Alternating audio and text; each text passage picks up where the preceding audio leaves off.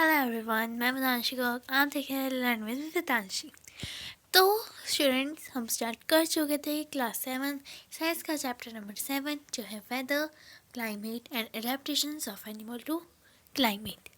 सो students, हमने first part में देखा था कि व्हाट इज़ वेदर, देन हमने सेकेंड पार्ट में देखा था व्हाट इज़ क्लाइमेट। नाउ हम थर्ड पार्ट में देखेंगे climate and adaptations. Climate has a profound effect on all living organisms. So, climate जो है, climate एक profound effect है.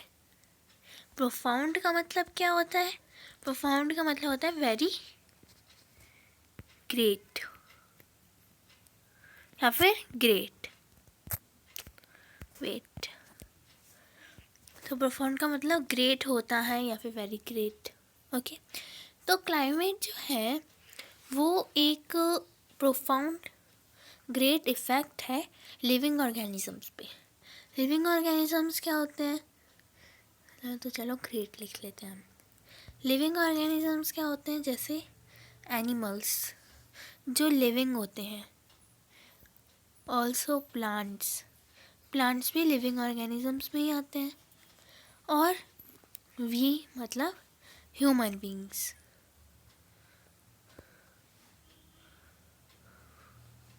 ठीक है, तो ये प्रोफाउंड तो ये लिविंग ऑर्गेनिजम्स हैं। प्लांट भी मैंने क्यों लिया? क्योंकि प्लांट भी सरवाइव नहीं कर पाते हैं अपनी दूसरी क्लाइमेट में जाके।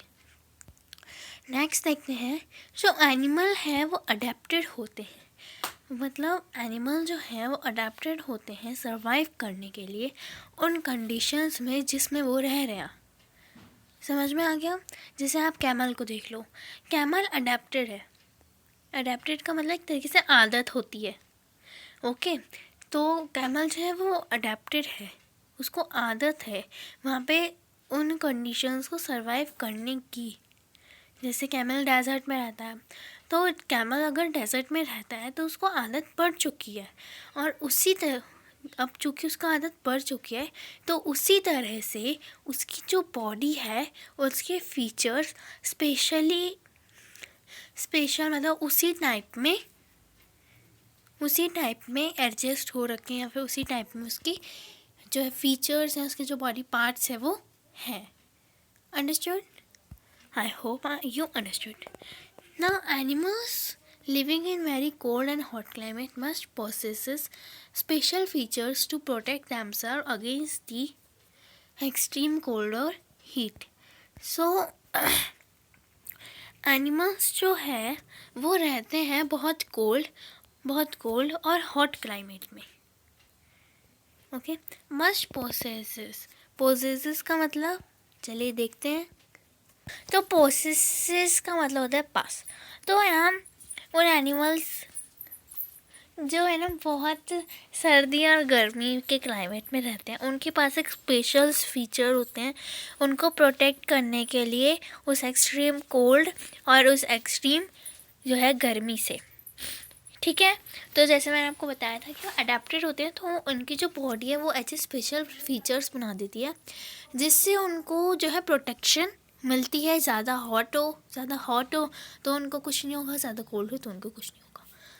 लेकिन अगर हम कोल्ड वाले जो वो एनिमल जो कोल्ड में रहता है, अगर हम उसको हॉट में भेज दें तो वो जो है उसकी डेथ हो जाएगी। वाई? बिकॉज वो अडेप्ट हो चुका है कोल्ड रीजन में, उसको आदत हो चुकी है और उसके बॉडी फीचर्स उसी की तरह से काम करेंगे। अगर हम उसको कोल्ड में मतलब हॉट में भेज देंगे तो उसकी डेथ हो जाएगी। ऐसे ही प्लांट्स का भी होता है। जैसे आप कैक्टस ट्री को देख लो, अब जो कैक्टस ट्री होता है वो कहाँ पे होता है? हॉट क्लाइमेट में होता है। अब चूँकि वो हॉट क्लाइमेट में होता है, अगर हम उसको कोल्ड क्लाइमेट में रख दें तो उसकी डेथ हो जाएगी। क्यों? क्योंकि वो हॉट क्लाइमेट में अडेप्टेड हो चुका है। ओके, तो ये था ये। आगे बढ़ते हैं। तो ये कह रहा है कि हमें रिकॉल करो अपना चैप्टर नंबर 9 क्लास 6 की साइंस बुक का, जिसमें हमने पढ़ा था डेफिनेशन ऑफ अडेप्टेशंस। तो जो फीचर्स होते हैं, हैबिट्स होती हैं, फीचर्स होते हैं, हैबिट्स होती है जो एनिमल को हेल्प करती है अडेप्ट होने में उनकी सराउंडिंग पे, are a result of the process of evolution. Okay, एक तरीके से मैं आपको बोलूँ तो यही है अडेप्टेशन की वो डेफिनेशन। वेट, सो यही होता है। अब चलिए आगे बढ़ते हैं। सो एक तरीके से मैं आपको बोल रही थी कि यही है डेफिनेशन। तो अगर आपको अपने बुक में अंडरलाइन करना है तो आप इसको अंडरलाइन कर सकते हैं कि डेफिनेशन ऑफ अडेप्टेशन इज़, आप बीच में अगर आप अपनी कॉपी में लिखोगे तो इसमें इस लगा देना। Features and habits that help to animals to adapt to their surroundings are a result of the process of evolution भी है, मतलब एक तरीके से इसको इवोल्यूशन का भी प्रोसेस बोल सकते हैं। तो चैप्टर 9 में हमने ये लर्न किया था इफ़ेक्ट ऑफ वेदर और क्लाइमेट जो सॉइल में होता है। हमने पढ़ा था कि सॉइल में जो इफ़ेक्ट होता है, जैसे सॉइल है, नहीं हमने पढ़ा नहीं था, अब हम पढ़ेंगे आगे क्योंकि तो 7th लेसन है, आगे 9th लेसन आएगा सॉइल, उसमें हम पढ़ेंगे कि क्या इफ़ेक्ट होता है सॉइल पे वेदर का और क्लाइमेट का। तो अभी तो हम इस चैप्टर में तो अभी हम स्टडी करेंगे क्लाइमेट, और अभी तो हम देखेंगे क्लाइमेट और एनिमल्स ही देखेंगे।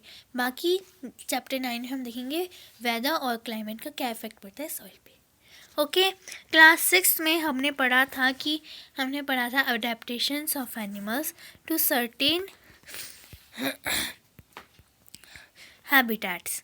हमने पढ़ा था कि अडेप्टेशंस ऑफ एनिमल जो अलग अलग तरीके के हैबिटेट्स पे होता है। एज एग्जाम्पल, तो एग्जाम्पल के तौर पे दिया है of adaptations of animal to climate conditions. Adaptations of animal to climatic conditions का एक एग्जाम्पल दिया है। तो हम डिस्कस करते हैं सिर्फ एनिमल्स। तो चलिए हम ज़्यादातर पोलर बियर के बारे में, polar region, tropical rain forest, इन 2 जगहों के बारे में डिस्कस करते हैं। तो जैसे कि नेम सजेस्ट करे गए हैं पोलर रीजन में कौन कौन से नेम सजेस्ट करे हैं, as the name suggest the polar regions are situated near the poles. हमने पढ़ा है कि जो पोलर रीजन्स हैं वो नियर द पोल्स होते हैं। आपने ज्योग्राफी आई थिंक आपने अच्छे से पढ़ी होगी, लेकिन वैसे तो ज़्यादातर बच्चों को बहुत गंदी लगती है, तो मैं आपको दिखाती हूँ डायग्राम बना के। तो मुझसे तो देखो अटका डायग्राम बना नहीं, क्योंकि पेंट कलर जो है उससे दिक्कत होती है डायग्राम बनाने में। मैं आपको इससे समझा देती हूँ, वेट, चलो यहीं पर है। चलो इसे समझा देती हूँ। आपने पढ़ा होगा अपनी ज्योग्राफी में कि दिस इज़ इक्वेटर। हमारे इंडिया से होते हुए जाते हैं इक्वेटर। अगर आप अपने इंडिया के मैप में देखेंगे, हमारे देश भारत इंडिया के मैप में देखेंगे, तो आपको ऐसी लाइन दिखेगी। मेरे तो खैर पर्पल कलर से, तो आपको ऐसी लाइन दिखेगी। अब आपको ये जो लाइन है, this is a equator. Equator पे सन की सीधी रेस जाती है। ये वाला पार्ट, इट मीन्स दैट, देखो जो हॉट क्लाइमेट होगा मैं उसको रेड में मतलब येलो से करूँगी, जो कोल्ड क्लाइमेट होगा मैं उसको वाइट से करूँगी। Okay, so it means that this is hot climate.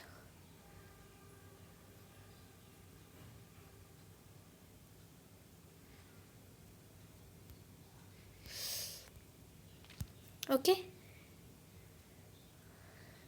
This is hot climate. अब अगर हम जितना ऊपर जाते जाएंगे या फिर जितना नीचे जाते जाएंगे, उतनी ही गर्मी बढ़ती जाएगी। अब आप कहोगे कि मैम साउथ में जाते हैं तो गर्मी होती है, सर्दी कहाँ होती है। बेटा तो सुनिए, जब हम साउथ में जा रहे हैं, हम किसके साउथ में जा रहे हैं आप ये बताइए। सबसे पहले इंडिया के साउथ में जा रहे हैं हम अगर अर्थ के साउथ में जाएंगे तो मतलब सर्दी पड़ेगी। आप कहेंगे मैम मुझे कुछ समझ में नहीं आ रहा, मैं समझाती हूँ। अगर हम मान के चलिए यहाँ पे इंडिया है, मान के चलिए यहाँ पे इंडिया है। आप जब यहाँ पे इंडिया है तो अब अगर अपन यहाँ पे जाएंगे तो कोई फ़र्क नहीं पड़ेगा, गर्मी पड़ेगी, ठीक है। ऊपर जाएंगे तो सर्दी पड़ेगी, ठीक है। नीचे जाएंगे तो गर्मी बढ़ी, क्यों? क्योंकि हमारा जो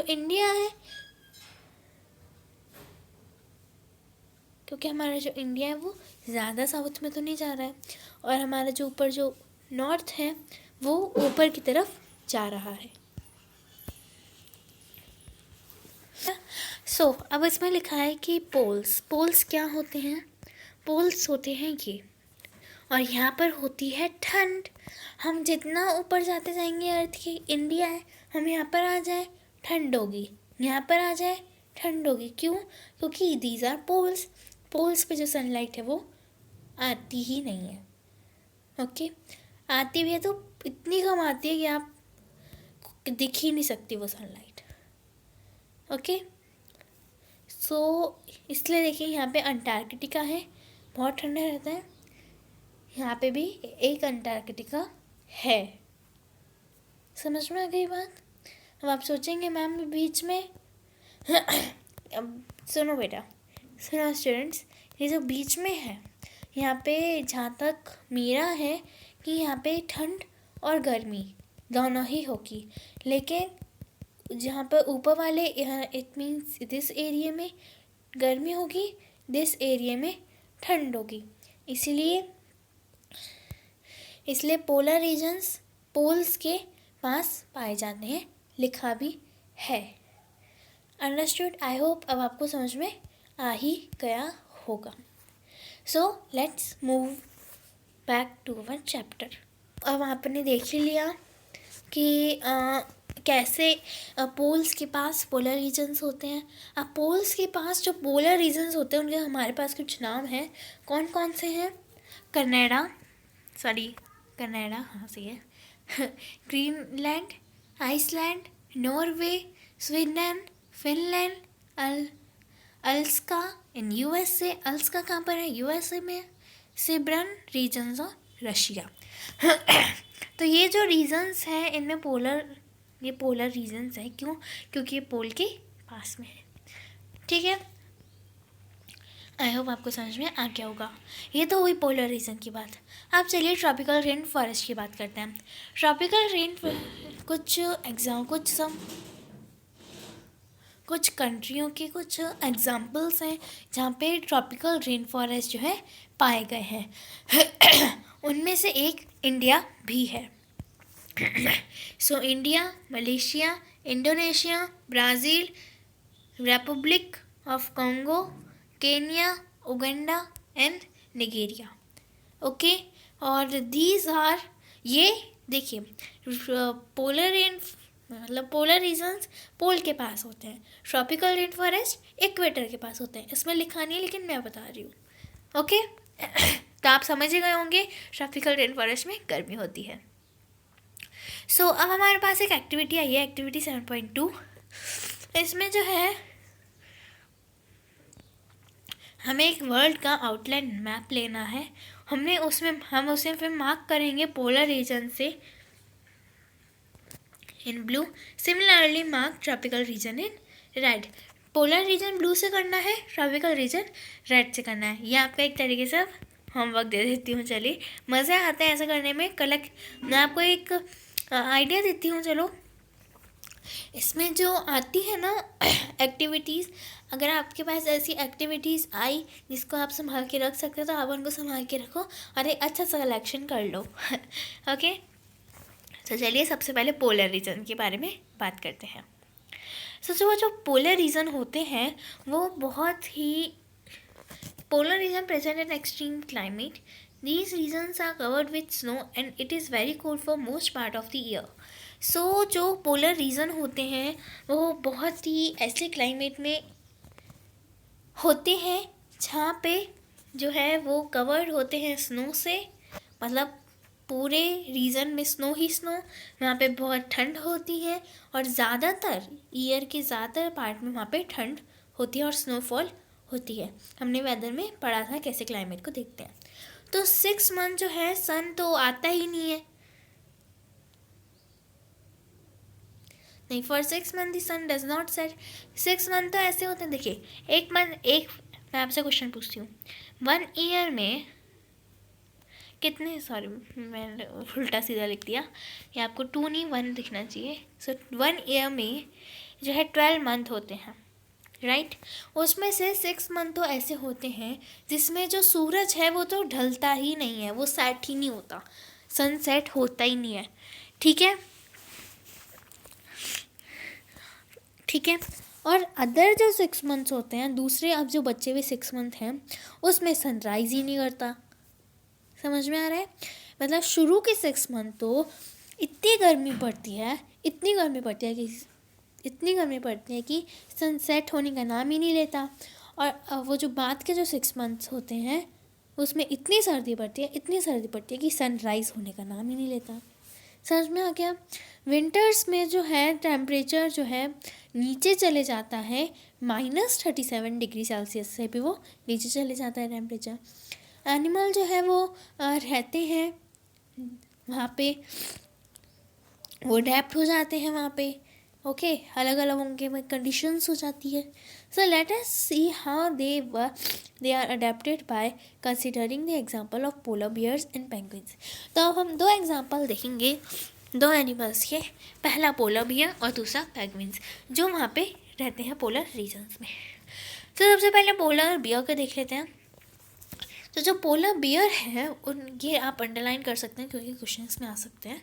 जो पोलर बियर है वो वाइट फर के होते हैं, so that they were not easily visible in the snowy white background. Polar bear white fur के होते हैं उनमें, तो वो जो है स्नो में ज़्यादातर दिखते, ईजीली दिखते नहीं है। विजिबल का मतलब होता है दिखना।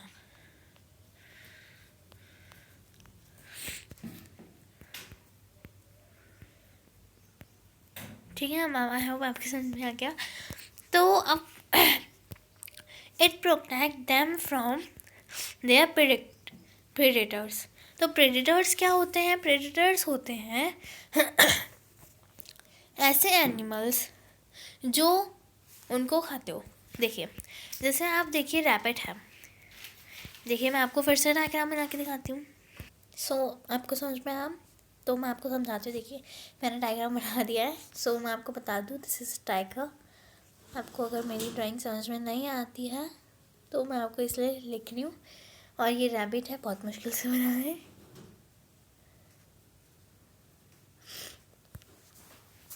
ओके, सो प्रेडिक्टर होता है जो मतलब खा जाता है। तो पोलर बियर का प्रेडिक्टर एक तरीके से हो है भाई, पोलर रीजन में है, मुझे नाम नहीं पता।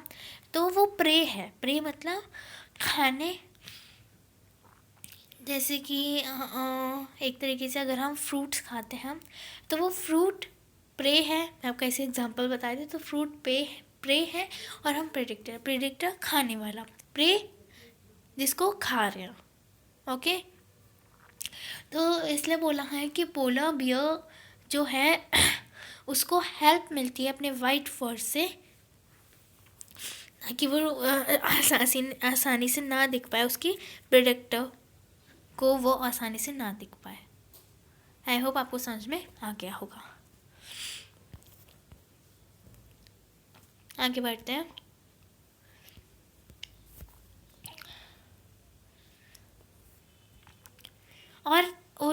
और इसको है ना, मतलब पोलर बियर को कैचिंग देयर प्रे, मैंने आपको बताया प्रे क्या होता है। तो कैचिंग मतलब पकड़ना, तो प्रे को पकड़ने में भी हेल्प करती है। ऑल्सो वो जो है वो प्रोटेक्ट करती है from extreme cold. They have 2 thick layer of fur. Okay, 2 thick layer of fur होती है उसके में, पोलर बियर के में, जो उनको एक्सट्रीम मतलब बहुत ज़्यादा कोल्ड्स में मदद करती है। They also have a layer of fat under their skin. और एक लेयर भी है फैट की स्किन के अंदर। In fact they are so well insulted that they have to move slowly and rest often to avoid getting overheated.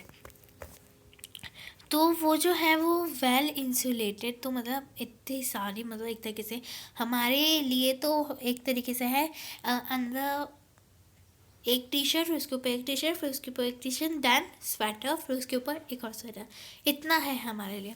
Extreme hot में वो avoid करता है चलना, वो बहुत धीरे धीरे चलता है पोलर बियर, और ज़्यादातर तो रेस्ट ही करता है, ठीक है, ताकि ओवर हीटेड, ताकि उसकी बॉडी में ओवर हीटिंग ना हो जाए। तो फिज़िकल एक्टिविटीज़ जो है वार्म डेज में, वार्म डेज मतलब गर्माहट के देश में, नेसेसिटेट कूलिंग, तो वार्म डेज में cooling, so the polar bear goes for swimming. अब जब वार्म डेज जब शुरू के जब 6 दिन, देखो मैं बताया था शुरू के 6 दिन वहाँ पे बहुत गर्मी होती है, और लास्ट के लास्ट के जो 6 महीने, मतलब 6 महीने ही, 6 महीने है ना बहुत ठंड होती है, और शुरू के 6 महीने में बहुत गर्मी होती है। तो हमने देख लिया ठंड से वो कैसे बचता है, अब गर्मी से वो कैसे बचे। गर्मी, जब बहुत ज़्यादा गर्मी हो जाती है तो वो क्या करता है, वो खुद को कूल करता है। कैसे? पोलर बियर जो है उनको स्विमिंग आती है, तो पोलर बियर जो है स्विमिंग करने के लिए चले जाते हैं। तो वो बहुत अच्छे स्विमर भी होते हैं पोलर बियर। उनके जो पॉज होते हैं, पॉज का मतलब उनके पंजे, पॉज का मतलब होता है पंजे, तो उनके जो पंजे होते हैं वो वाइड होते हैं, मतलब चौड़े होते हैं और बड़े होते हैं, जो उनको हेल्प करते हैं सिर्फ स्विमिंग के लिए ही हेल्प नहीं करती, बल्कि जो स्नो होती है उसमें चलने में भी वो हेल्प करते हैं। अब देखो हमारे पास तो जूते हमने इन्वेंट कर लिए, तो इसलिए तो हमारे पैरों को इसलिए हम चल पाते हैं, बूट्स है ना। तो लेकिन जो पोलर बियर है उनके पास होना है बूट्स, हम दे दे तो भी वो कैसे पहनेंगे, है ना। तो उनको जो है नेचुरली उनके जो पंचे हैं, उनका जो पैर है वो अडेप्टेड हो चुका है।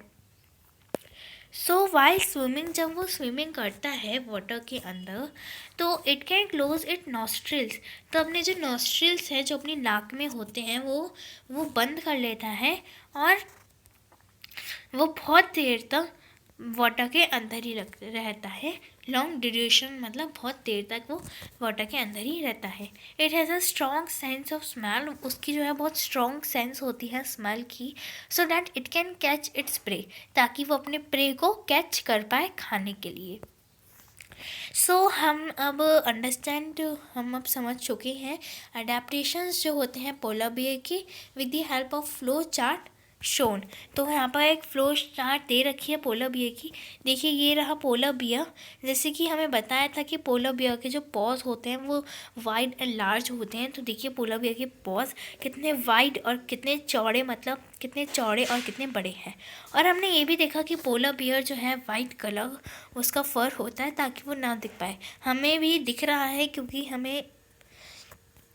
क्योंकि भाई हमें पता है पोलर बियर है, लेकिन उनके भी जो है प्रेडेटर को वो नहीं दिखता है, ऑल्सो प्री बहुत मुश्किल से ही दिखता है। अभी ये रहे इसके चार्ट। आप इसका चार्ट अपनी कॉपी में बना सकते हैं। आप सोच रहे हैं कि फिर हम मैम ड्राइंग कैसे बनाएं, तो आप ड्राइंग देखिए, ड्राइंग मत बनाना, बस बीच में बड़ा बड़ा लिख देना पोलर बियर, बस। ओके, देन फिर करना। तो चलिए ऊपर से अपन भी स्टार्ट करते हैं। तो पोलर बियर के जो है वाइट फर होते हैं, ताकि वो इजीली स्नो या फिर स्नोई या फिर वाइट बैकग्राउंड में ना दिख पाए। और इसकी स्ट्रॉन्ग सेंस ऑफ स्मेल होती है, जो पोलर बियर को हेल्प करते हैं कैच इट्स प्रे को कैच करने में हेल्प करते हैं। उनके जो है जो क्लॉज होते हैं, क्लॉज और पॉज एक ही बात है, तो वो शार्प होते हैं और लॉन्ग कर्व्ड होते हैं, ठीक है, बड़े होते हैं या शार्प होते हैं, और जो उनको हेल्प करते हैं आइस में चलने के लिए। ऑल्सो जो पोलर बियर है उनकी लेयर ऑफ फैट होती है स्किन के अंदर। अब वो जो फैट होती है स्किन के अंदर वो हेल्प करती है उनकी बॉडी को गर्म रखने में। ऑल्सो उसकी जो है पोलर बियर की 2 थिक ऑफ लेयर होती है, जो उनको हेल्प करते हैं वार्म रखने में कोल्ड वेदर पे।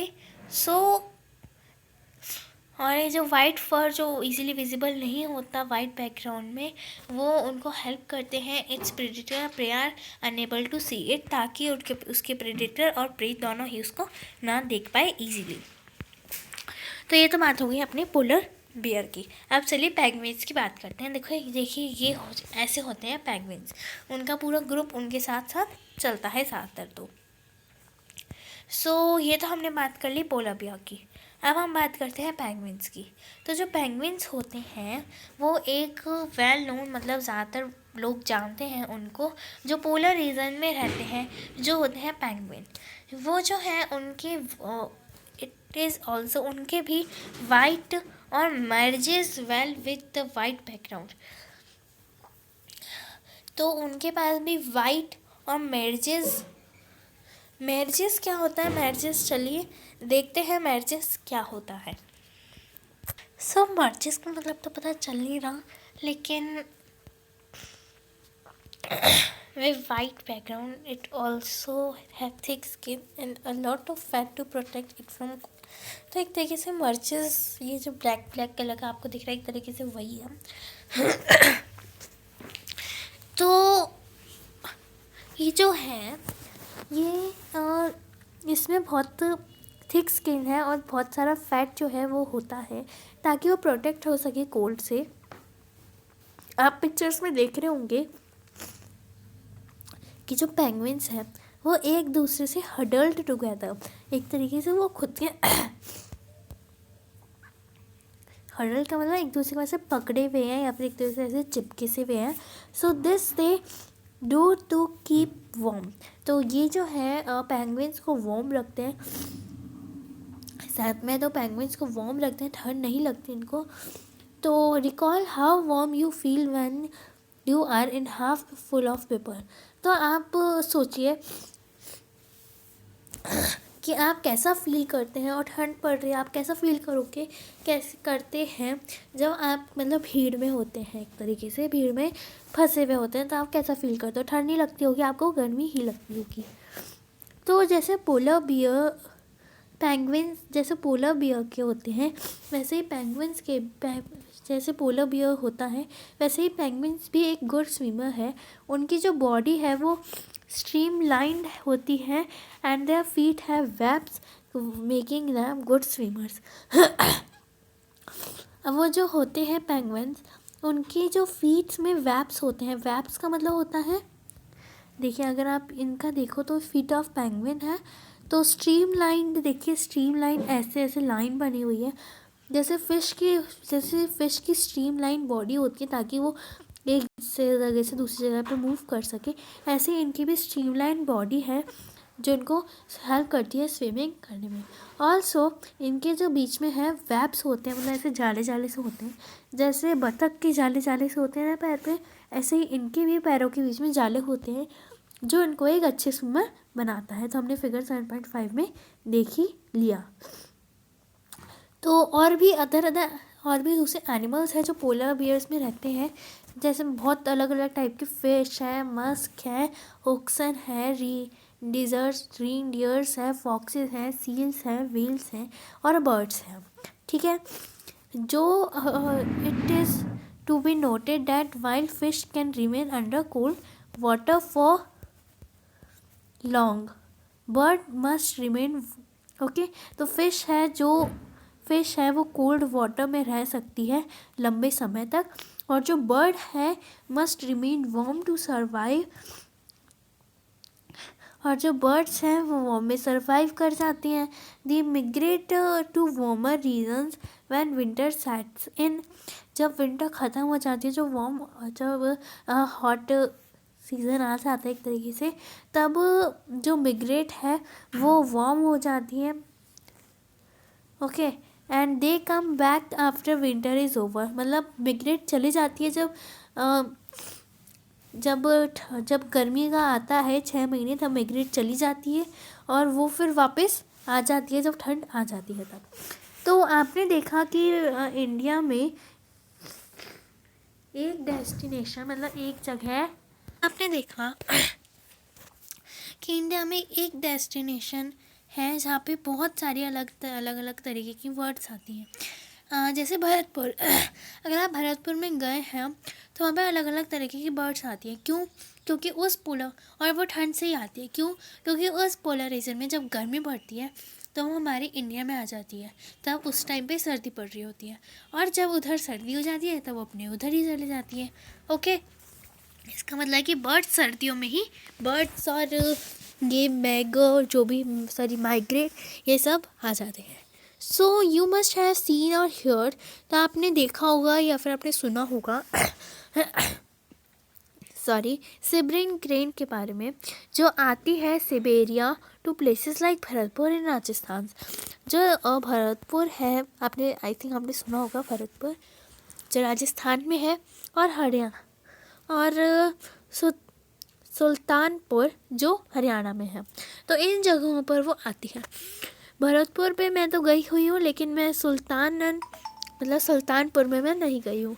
बहुत अच्छा है भरतपुर का तो। एंड सम और कुछ जो है wetlands of north east and some other part of India, और कुछ वेस्टलैंड से आती है और कुछ पार्ट्स ऑफ इंडिया में आ जाती हैं वो। तो ये तो था पोलर रीजन के बारे में। मैं आपको भरतपुर का दिखाती हूँ, सुल्तानपुर का भी दिखाती हूँ। तो आप देखिए, ये है सिबरेन बर्ड, ये आती है भरतपुर में। अगर आप देखें तो हमारी बुक में कुछ ऐसी फ़ोटो दे रखी है, तो अब हम चलिए देखते हैं वो सुल्तानपुर के बारे में। सुल्तानपुर में भी आती है बर्ड्स, ये वाली, ये आती हैं, डक्स आती हैं, और देखिए ये आती हैं। सो ये है सुल्तानपुर का। तो चलिए अपने चैप्टर पे चलते हैं। तो अब ये पार्ट बहुत बड़ा हो गया, इसलिए मैं इस वीडियो को यहीं पर ही रोक रही हूँ। नेक्स्ट पार्ट में हम कीवर्ड्स, समरी, और वो जो बचा हुआ पार्ट है, मतलब ट्रॉपिकल रेन फॉरेस्ट, सब देखेंगे। ओके, फिर नेक्स्ट पार्ट में हम देख लेंगे question answer. Okay, so till then stay connected, you learn with Ashi. Thank you very much.